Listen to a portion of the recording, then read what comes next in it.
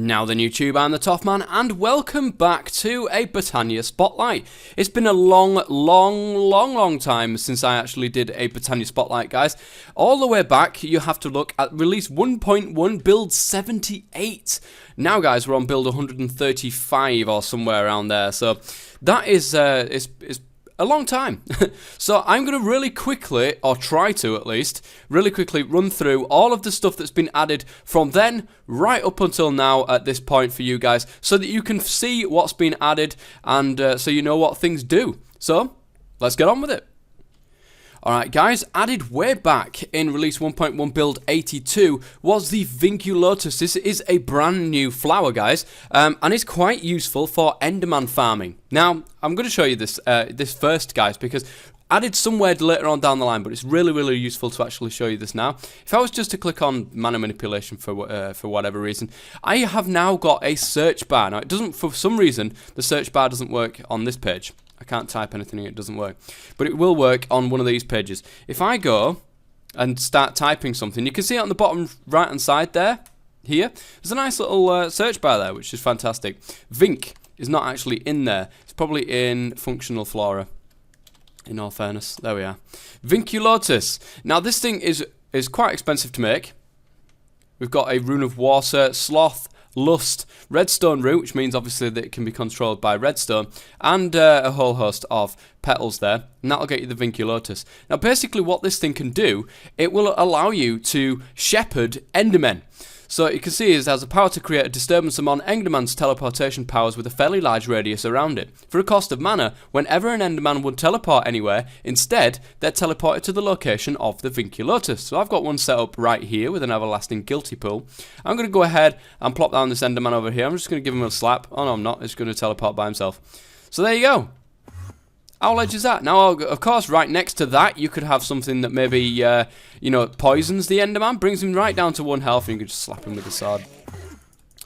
And you never know. You might get a pearl for that. But that is the Vincula Tous. Next on the list, added in build 84, was the Shard of Laputa. I think that's how you pronounce it. Could be totally wrong there. But this Shard of Laputa, really, you can use it on the ground, and it will raise that ground around it in a 28 block radius, depending on the power of it, up into the air. I say radius, it's not actually radius, it is, what's the other one? Not radius, diameter, that's the one. 28 blocks of diameter.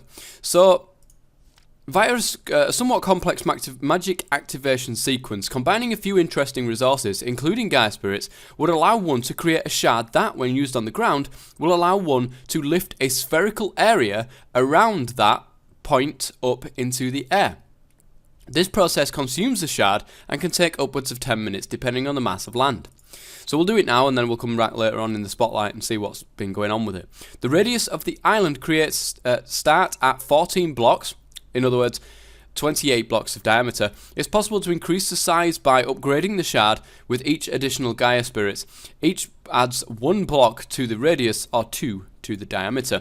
This is not cheap to make, I have to say, guys. A floating flower, 2 prismarine shards, which is basically just some nether quartz in the alchemy thing. Like this, look. The alchemy catalyst. Put it in there. Get it? Rune of Earth, Rune of Air. These Gaia Spirits, of course, you can't get unless you kill the Gaia, which is a lot harder nowadays than what it used to be. And also a Dragon Stone, which is a mana diamond into the Elven Portal, and you will get a Dragon Stone. So, let's go and take a look at one of these. I'm actually going to do it with this temple, I think.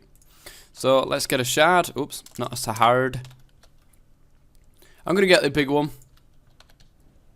And then I'll go into the middle of this temple and then click on the floor, and then we can go from there. And then I will leave it doing its business whilst, you know... Why is it... Where are you? There. Right. Oh, hello. Is that going to work?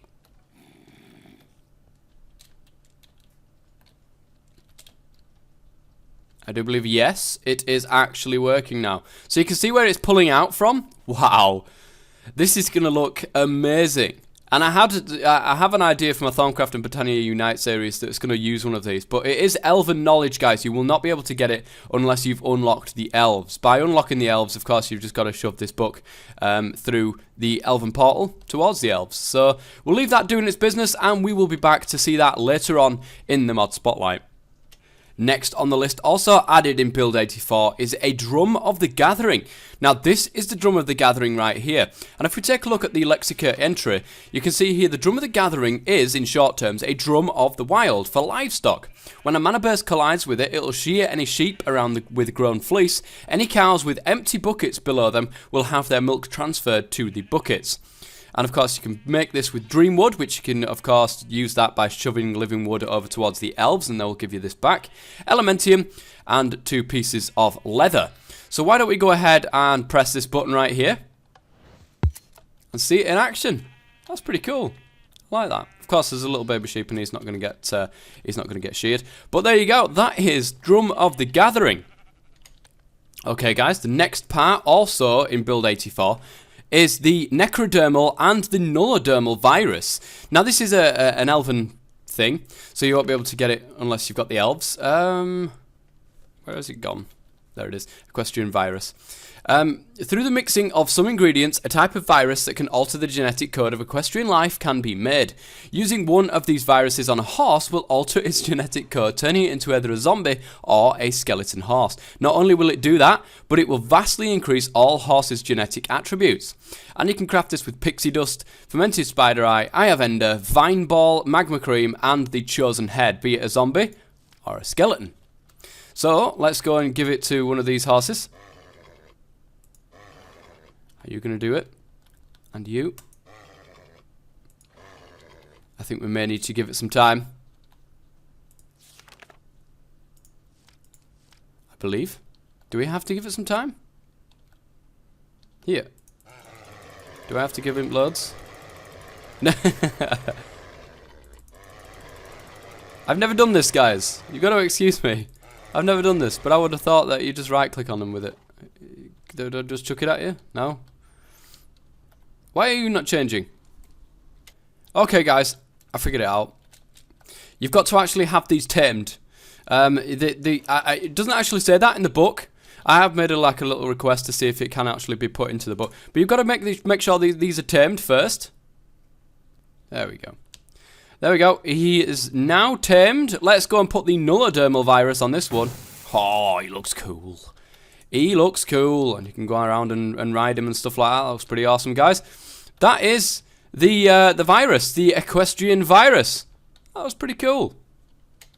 Next on the list, also in Build 84, is the Tiny Potato. This is by far the most favouriteest thing I've ever seen in the world. That is coming along really, really nicely. In fact, I think it's actually done, so we'll have a look at that soon.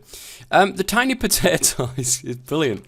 It's absolutely fantastic. Why has this never been done before? Tiny Potato it believes in you. You can do the thing. No, really, that's it. By tossing a potato into a mana pool, the potato gains a little lively essence and a happy feeling. It's a lively one. Giving it a right click will make it even more so. But I'm sorry, this is great. Put a potato into a mana pool and you get a tiny potato. Look at this. Watch it. Look at it. It's got a little face and everything. Let's put it down. Watch it. Watch it. Watch it. Come on. Hey! Look, we can just give it a right click and it bounces around everywhere. I've got to have one in there. Well, I've got to have one of them in my Let's Play. Why have I never seen this before? Oh, man, that is just the most amazing item ever. Tiny potato, guys. Oh, modding at its finest.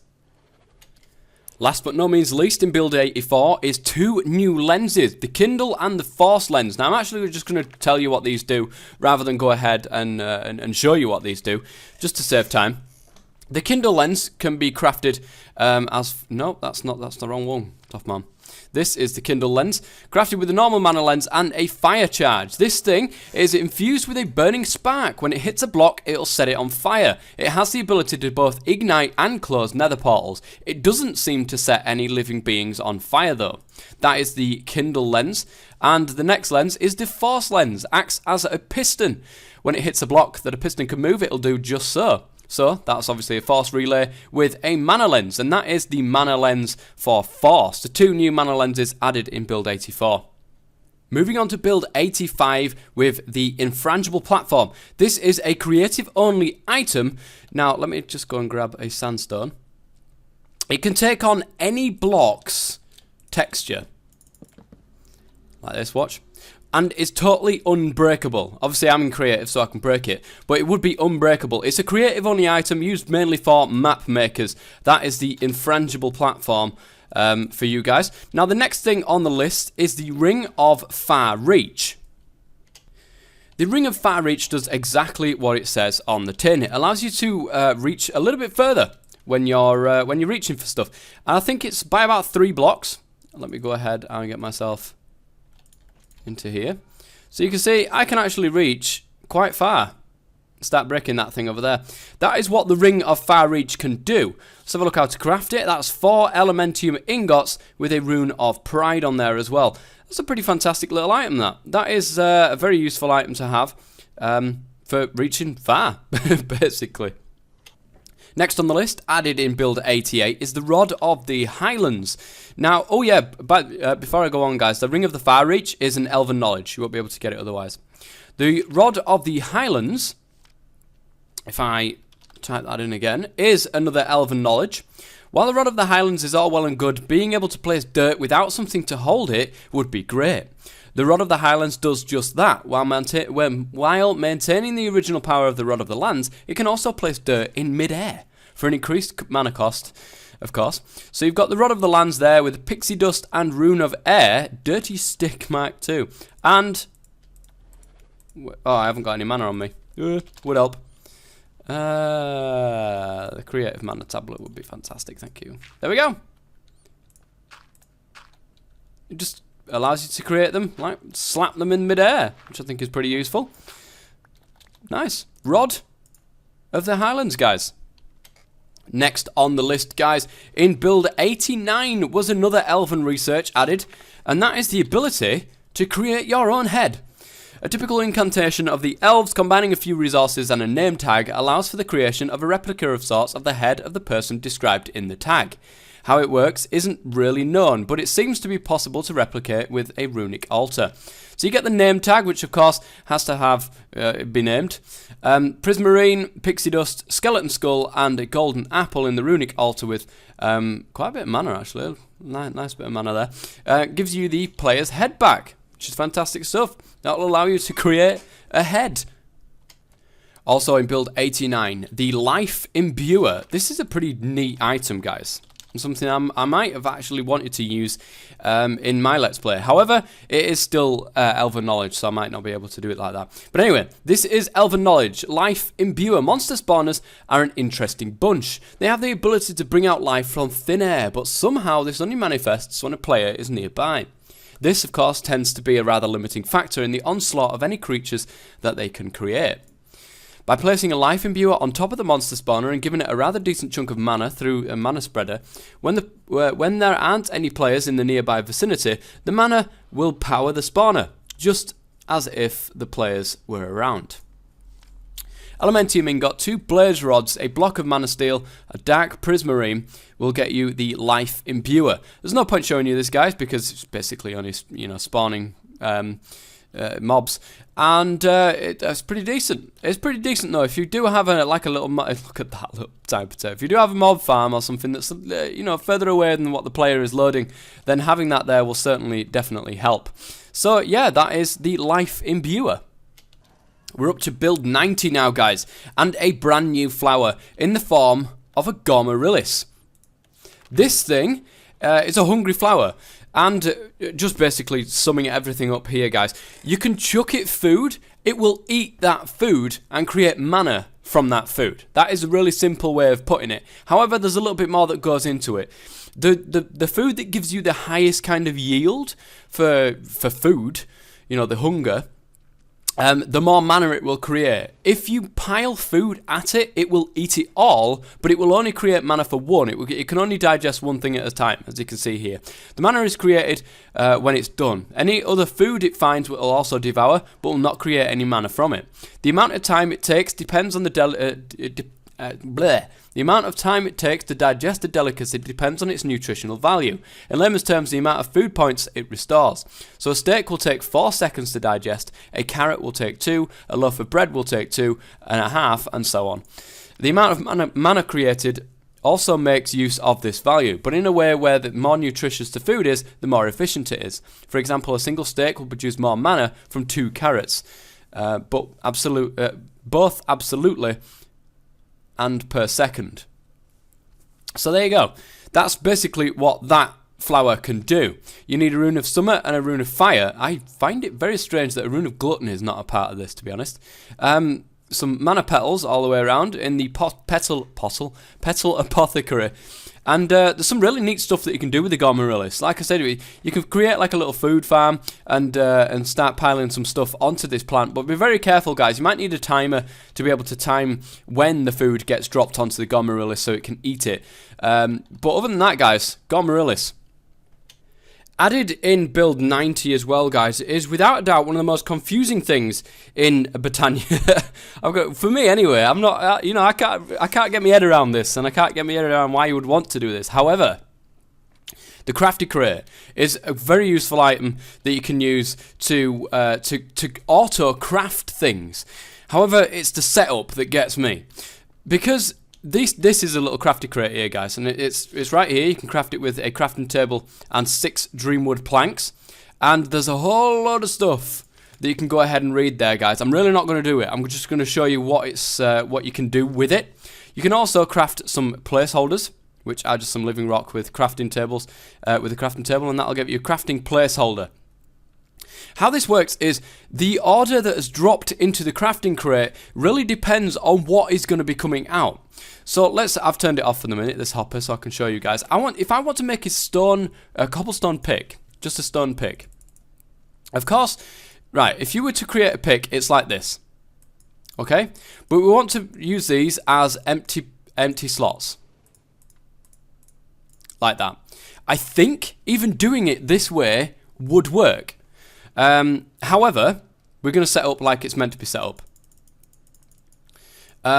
1, 2, 3, because they're all across the first line. So the first slot, the second slot, the third slot is all cobblestone, of course, when you create a pickaxe. The next slot, which is the next row down to the far left, is slot 4, and that's an empty space, so you have one of them. Then it's a stick. Then it's another empty space, of course. Then the one next row down towards the left-hand side is another empty space. Then it's a stick, and then it's another empty space again. So this will create exactly the same as what this would, basically. But it's all just squished into one line. That's basically it. So if I turn this on, what should pop out of here is our placeholders and a pickaxe. And there we go. That's a really quick look and a very, very basic look. If you're interested in going into a bit more detail about this, guys, you can go ahead and read all of this. I've just really shown you a very, very quick overview of it.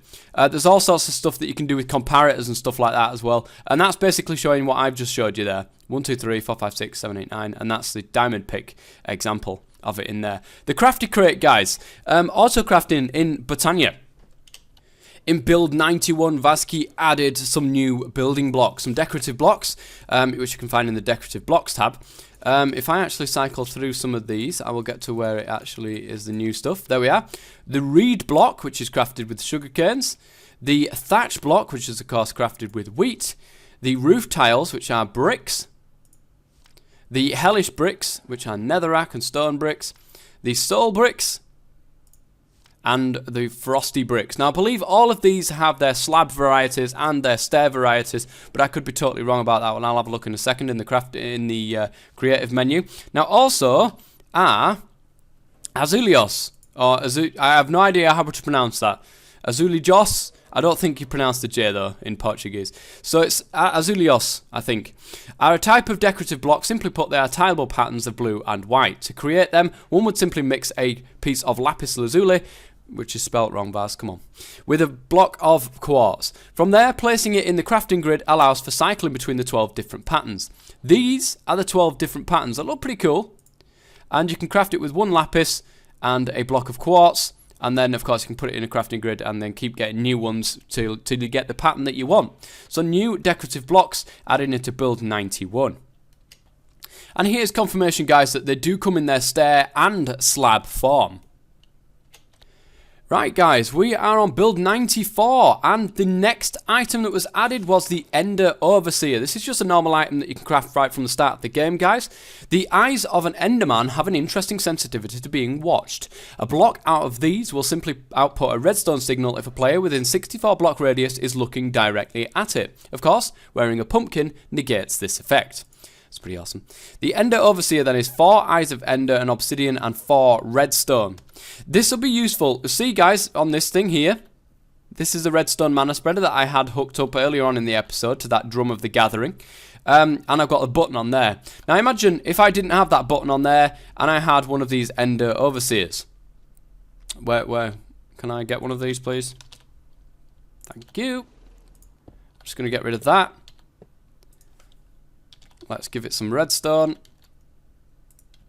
So I can just go like that. There we go.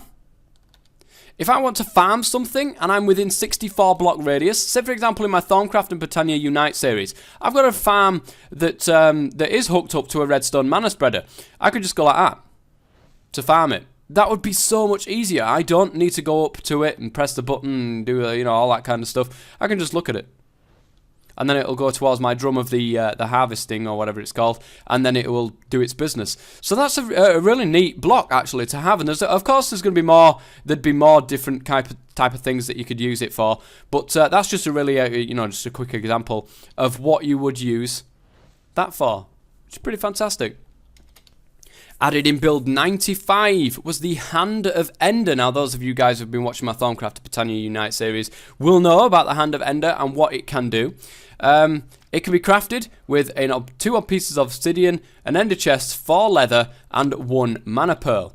I have an ender chest right here, guys. And basically what the Hand of Ender can do, if you've got mana, just a small piece of mana it requires, you can right-click it, and it will open your ender chest inventory. I use it as like a little bit of a backpack from Botania, which is really useful actually to, you know, store my Thormonomicon, my Lexica Botania, my Golemancer's Bell, my Wand of the Forest, all of the stuff that I'd like as a tool bag really, go inside the Hand of Ender, which is pretty useful, guys. I actually like this. I really like the Hand of Ender. So that is that. If you want me to, I can read what it says. The Hand of Ender allows you to access the interdimensional Ender field. In other words, their Ender chest inventory. This can be done by anywhere by right-clicking with the hand at the cost of some mana. Using the hand on another player will open up their inventory instead at a lot higher mana cost. So you can pilfer other people's tools if you really want to. Also added in build 95 is a new item called the Spectator. Now this thing, guys, can be crafted with 5 iron ingots, an Eye of Ender, and an emerald. Let me go back to it. The Spectator is a headband that allows the wearer to have a better perception of the world. While holding an item, any containers, chests, minecarts, donkeys with chests, furnaces, etc. that have an item of that type, dropped items of that type, mobs who have that item equipped, players who have the item in their inventory, and villagers who want to trade either with or for that item will shine with a green glow, allowing them to be easily spotted. While sneaking, all dropped items around the wearer will shine, regardless of the item. That can be crafted as follows. Now, basically, what does this do then? In this chest over here, guys, I have a spectral platform. I also have a spectral platform in my particular inventory. It doesn't have to be a spectral platform. It could be anything. It could be rotten flesh if you really want to have that, or food, or anything. Just basically anything at all. If you've got like tons of chests on the wall that are so unorganized, like what I had at the start of my series, then this item might actually be quite useful to you. I don't believe it's a... yeah, it's just a normal item that you can get from the start of the of your Botania playthrough. So I could just hover over it on my item, and you can see now. Look at these little particles going on there. So I'm just, you know, I think, oh man, I could really use some torches. I've only got 1 torch left. Have I got any left in my chests anywhere? Hover over it, and then, oh yeah, it's in that chest over there, and you open it, and you pick out your torches, and then you're on your merry way. So I think that's a pretty useful item. Now, don't forget, you've got also the villagers, players who've got that particular item in their inventory as well. I think that's a pretty useful item, especially on servers if you're working with somebody. Oh, have you've got that? Look, I can see you've got that. Can you give me some, please, or whatever it is, and so on and so forth. That is the Spectator. Now, the final item in this particular episode of the Botania Spotlight. Don't worry, guys, there is going to be at least, I would think, one. There is definitely going to be one more. I know that for a fact. There may be more after that, but I'm not quite sure. Because it gets into some quite complicated stuff like sparks and also brewing and stuff like that that's been recently added in. So there might be a couple more episodes on top of this. This is already getting long as it is. And I've tried my best to run through the items as quickly as possible, but to some great degree so that you know exactly what these particular items do. Anyway, the next item that was also added in the Build 95 is the Crimson Pendant. Now, this is an upgraded version of the Pyroclast's Pendant, which you remember extinguishes fire and lava damage. Well, just extinguishes you, just sets you off. And then this goes a step further, and it gives you full immunity to both fire and lava damage. Blaze rods around the Pyroclast Pendant with 2 nether bricks and a Gaia Spirit, so you will have actually killed the Gaia, and that will give you a Crimson Pendant. I've already got one on. I'm in survival mode. Let's go into this. I can just sit back, relax, and watch my flying UFO fly past as I relax and just taking... It's like a pleasant kind of warmness in this lava. I'm not feeling hot. I'm not on fire. I'm just loving life at the moment. Yeah, there we go. So anyway, let me go into creative mode and go and have a look, see what this has done to the landscape around it. As you can see, it's made a right mess. But in all fairness, I think it took everything. Wow. Did that take the chests as well? Let's go and have a quick look. Nope, I think it didn't actually. Where's the chests gone then? That is very interesting. I haven't touched them. But if we go up, guys, we've now got a floating temple. How awesome is that? That is pretty awesome. That is pretty awesome. And it took... Well, it didn't take the whole of the episode, of course. It took around about 10 minutes or something like that. It didn't take very long. But look at that.